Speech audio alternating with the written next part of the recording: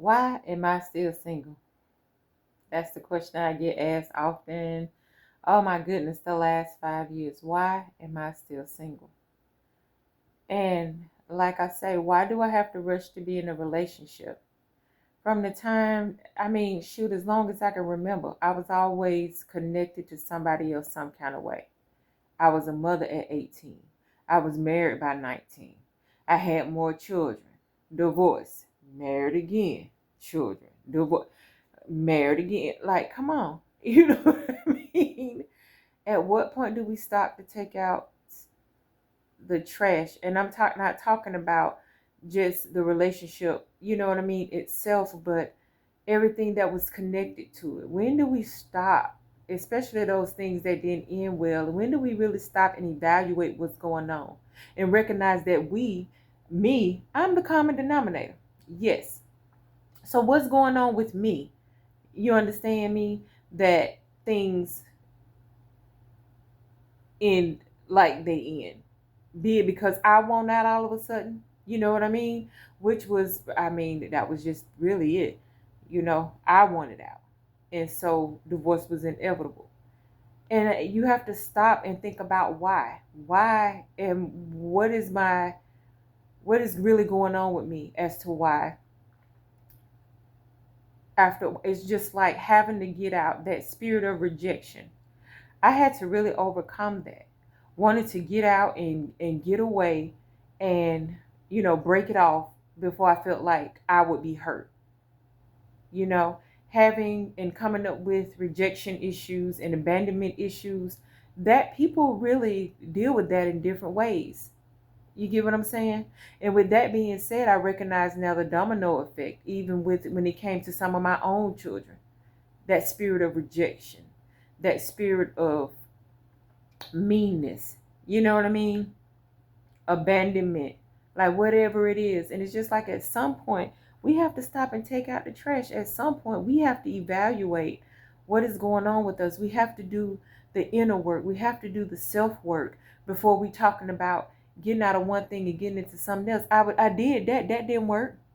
So now for the past 5 years, it's doing the self work. It's taking out the trash. It's going to therapy.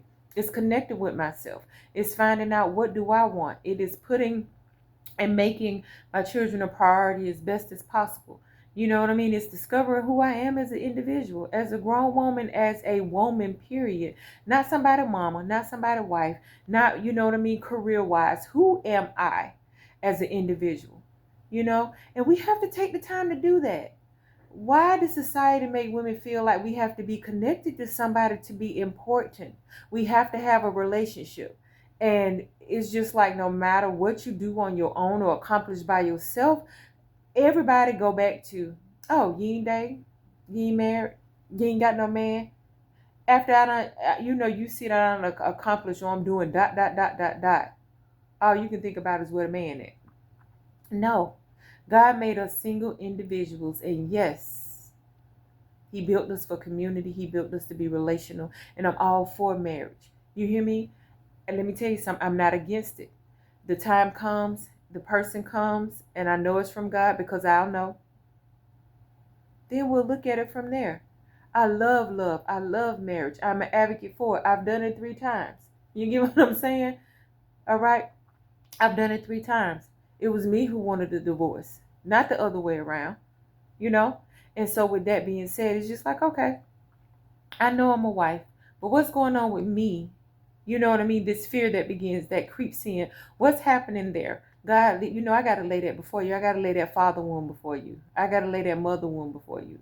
You know what I mean? Because dad wasn't there. And it's not even an excuse because God blessed me with a amazing stepfather who did the best he could to stand and fill a gap. But that sense of emptiness and that sense of that feeling of rejection, like I wasn't good enough for the person who, you know what I mean, went half on with my mama. I wasn't good enough for that person to show up for me. And then having rejection issues from my mom, which I recognize now was primarily from what she went through, even with my dad. When you looking at me and I look like him, you know, and so it's just like you really have to do the work, be it therapy, You know what I mean? Whatever it is. But you have to get with God and lay this stuff before God. And you have to stop and you have to say, God, who am I? Who am I? Who am I purposed to be as an individual? God, help me to clean up this mess.